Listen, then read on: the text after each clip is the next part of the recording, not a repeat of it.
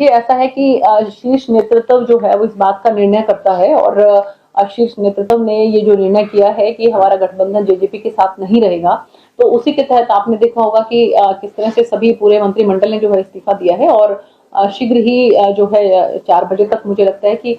मुख्यमंत्री के तौर पर जहां तक हमें सूचना है, आगे जो भी घटनाक्रम होगा वो आप लोगों की सबकी नॉलेज में आ जाएगा, लेकिन जहां तक मुझे सूचना है कि माननीय मुख्यमंत्री मनोहर लाल जी ही जो है वो दोबारा से शपथ लेंगे और नए मंत्रिमंडल का गठन करेंगे। नहीं, देखिए ऐसा है कि बाहर नहीं कर दिया गया, इसमें जो है कुछ इस तरह की जो है आपस में बातचीत होती है, जिस तरह की जो भी अगर हम लोकसभा की सीट्स के बारे में बात करें तो उसके बारे में जिस तरह का एक बड़ी जो पार्टी होती है, एक केंद्रीय नेतृत्व की जो पार्टी होती है, मुझे लगता है कि उसके डिसीजन को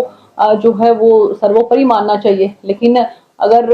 जो है एक छोटी पार्टी होके भी अगर आप जिद की स्थिति में आते हैं कि नहीं हमें तो इतना नहीं इतनी सीट्स चाहिए, तो मुझे लगता है कि कहीं ना कहीं उन बातों को लेकर जो है वो तारतम्य नहीं बैठ पाया और इसलिए जो है गठबंधन टूटा है। आपको लगता है कि सीट शेयरिंग में जो समन्वय नहीं बैठ पाया इसी कारण हो सकता है? कारण और भी हो सकते हैं कई, लेकिन एक कारण ये भी हो सकता है कि शायद जो सीट जो है उन सीटों का समन्वय जो है वो आपस में ठीक ठाक से हो सकता है, और भी कारण हो सकते हैं, क्योंकि इसके बारे में तो बेहतर तरीके से शीर्ष नेतृत्व ही बता सकता है कि मेजर कारण क्या रहे। लेकिन एक ये कारण भी हो सकता है कि शीर्ष नेतृत्व जो है, क्योंकि 10 की 10 सीटें हमारे पास थी पिछली बार और 10 की 10 सीटों पर हमारा दावा है, तो ऐसे उसमें जो है मुझे लगता है कि हो सकता है कि कहीं कोई ये बात भी रही हो कि हमारा नेतृत्व जो है वो प्रदेश का नेतृत्व वो नहीं चाहता कि हम 10 में से कोई सीट जो है वो किसी के साथ साझा करें।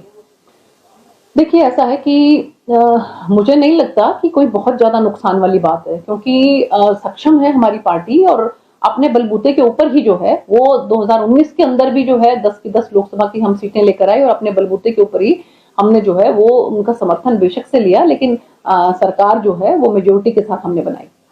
देखिए ऐसा है कि अभी जिस तरह का जो